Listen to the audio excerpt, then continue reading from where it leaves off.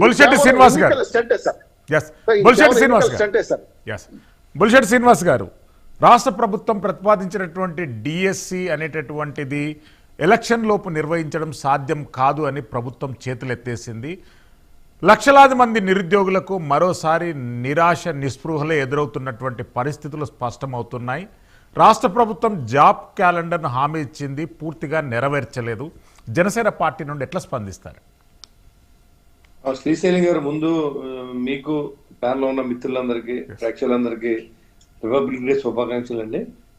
ఈరోజు ఇవాళ చూసుకుంటే అసలు జాబ్ క్యాలెండర్ అనేది మర్చిపోయి చాలా సంవత్సరాలు అయింది.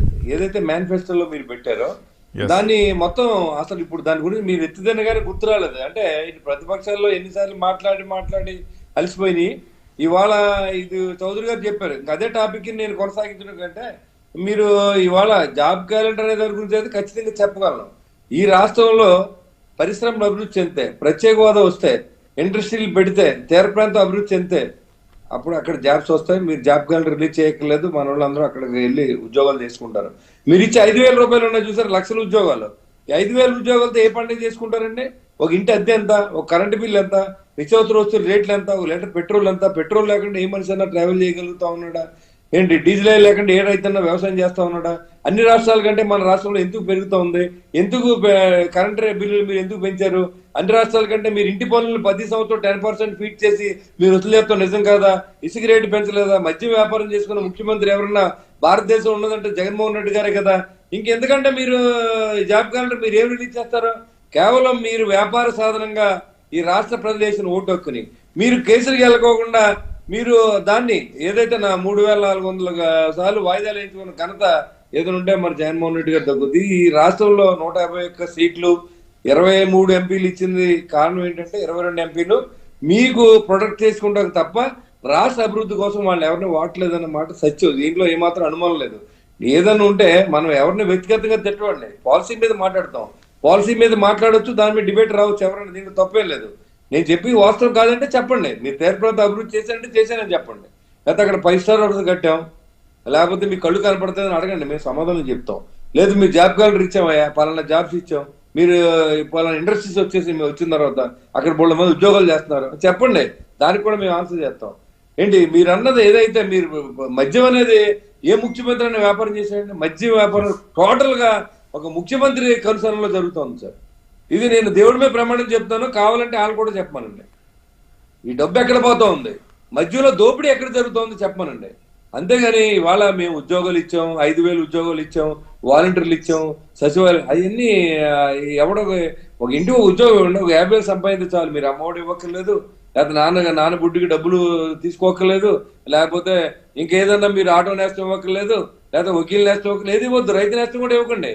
ఆ కుటుంబంలో ఒక 50,000 సంపాదించిన గతి లేక ఇవాళ ఒక కొడుకు కూతురు ఉంటారు సార్. శ్రీశైలం గారు మా ఊళ్ళో ఇక్కడ ఆ ప్రాంతంలో కూతురేమో అత్తారింటికి వెళ్ళిపోతే మాకు 60 వచ్చినాయి, కొడుకేమో ఉద్యోగాన్ని పోతాడు హైదరాబాద్ బొంబాయో, మాకు ఏ హార్ట్ అటాక్ అని వస్తే చూసే నాదులు లేడు ఇక్కడ. మాకు మా ప్రాంతం అభివృద్ధి చెందాలన్నది నెక్స్ట్ జనరేషన్ కి మనం ఏమి ఇవ్వాలి అది మేము ఆలోచిస్తాం. అంతేగాని జగన్మోహన్ రెడ్డి గారు కాదు, ఇవాళ చంద్రబాబు నాయుడు గారు వచ్చినా ఇదే పరిపాలన చేస్తే డెఫినెట్ గా జనసేన పార్టీ తరఫున బొలిసెట్టిన ముందు దాన్ని విమర్శిస్తారు. దాన్ని గుర్తుపెట్టుకోండి. నేను ముఖ్యమంత్రి గారి గురించి మాట్లాడు పాలసీ మార్చుకోమని చెప్తున్నాం. నేను ఎన్ని డిబేట్లకు వెళ్ళినా నేను ఏ డిబేట్ లోనూ ఎవరిని అన్యాయంగా మాట్లాడాం. కాకపోతే ఈ జరుగుతున్న వాస్తవాన్ని కప్పిపుచ్చాలని ప్రయత్నం చేయడం మంచి పద్ధతి కాదు. శ్రీశైలం గారు ఇవాళ మీరు డిబేట్ పెట్టారు, valuable time and expend money expenditure బోల్డ్ డబ్బు అవుతుంది. కానీ ప్రజలు పెట్టారు ప్రజల్ని ఎడ్యుకేట్ చేయడానికి. ఈ ఆంధ్ర రాష్ట్రంలో నెక్స్ట్ జనరేషన్ కి ఒక జనరేషన్ త్యాగం చేయాలి. అది మనం చేయాలి. మనం ఎండింగ్ పాయింట్ లోకి వచ్చేసాం. మనం అంటే ఐ థింక్ నాకు 62 సంవత్సరాలు. ఇప్పుడు నెక్స్ట్ ఎలక్షన్ చూస్తానో ఉంటానో లేదో నాకు తెలియదు. కర్నూలు అంటే ఒకసారి వస్తే అందరూ వెళ్ళిపోతాం ఇంటికి. కాబట్టి మన ప్రాంతం అభివృద్ధి చెందాలన్నది నా కోరిక. నేను చనిపోయే లోపల నా ప్రాంతం, నా ఆంధ్రప్రదేశ్ లో నా రాష్ట్రం అభివృద్ధి చెందాలి. జనసేన పార్టీయా, వైసీపీ పార్టీయా, బీజేపీ, తెలుగుదేశం నథింగ్. ఇదే తప్పు చంద్రబాబు నాయుడు చేసిన నేను మీకు గుర్తుందో లేదో ఈ మేనిఫెస్టోని కూడా తప్పు పట్టా. ఇవాళ జగన్మోహన్ రెడ్డి గారు, బొలిశెట్టి శ్రీనివాస్ గారు మీరు ఇంకా 8 అసెంబ్లీ ఎన్నికలు చూడబోతారు. నిండు పూర్ణాయుష్. మీరేం అట్లాంటి నిరాశ నిస్పృహలు ఎప్పుడు ఉండకూడదు. మీరు ఇంకొక 8 అసెంబ్లీ ఎన్నికలు చూస్తారు. రాష్ట్రంలో ఏం చేస్తున్నారో చెప్పండి. నా కొలీగ్స్ ఉన్నారు ఇక్కడ.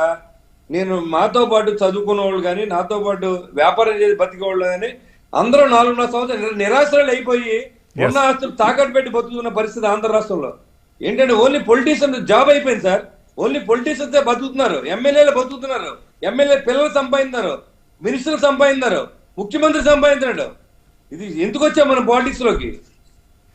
మీ వాల్యుబుల్ టైం నేను వాడుకుంటున్నాను. సారీ, నేను మీకు వెల్కమ్ అండి. నో కాదు, మీరు హార్ట్ఫుల్ గా మాట్లాడుతున్నారు.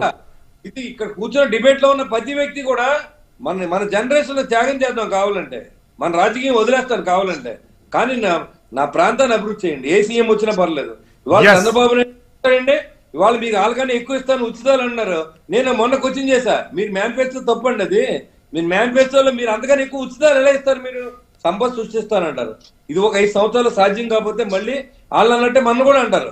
కాబట్టి ఏదన్నా కొంచెం రిపేర్ ఉంటే దాన్ని చేసుకుని ఎవరైనా ఉచితాలు ఇవ్వడం అనేది, సోమరితనం పెంచడం అనేది మాత్రం కరెక్ట్ కాదు. రాష్ట్రం బాగుపడాలంటే ప్రజలు కష్టపడాలా, కష్టపడి సంపాదించే డబ్బుతో మాత్రమే తినాలా, ఉచితాల్లో జోలికి వెళ్ళకూడదు అనేది నా ఉద్దేశం. కాకపోతే ఏంటంటే జనం కాబట్టి దాన్ని కంటిన్యూ చేయాలనేది రాజకీయ పార్టీలు. ఇవాళ ఎస్సీ ఎస్టీ ఉందండి, ఇవాళ దాన్ని ఎన్నాళ్ళు పెట్టారు మనకి రిజర్వేషన్స్? అంబేద్కర్ గారు రాసిన రాజ్యాంగం 10 years పెట్టారు. ఎన్ని సంవత్సరాలు ఏంటండి మనకి ఇవాళ వచ్చి? దాని గురించి మాట్లాడితే ప్రభుత్వాలు పడిపోతాయి. అదే విధంగా ఇవాళ ఉచితాలు ఇచ్చారు, ఇవాళ ఆయన కాబట్టి మనం ఇంకో 4 ఎక్కువ ఇద్దాం అనుకుంటే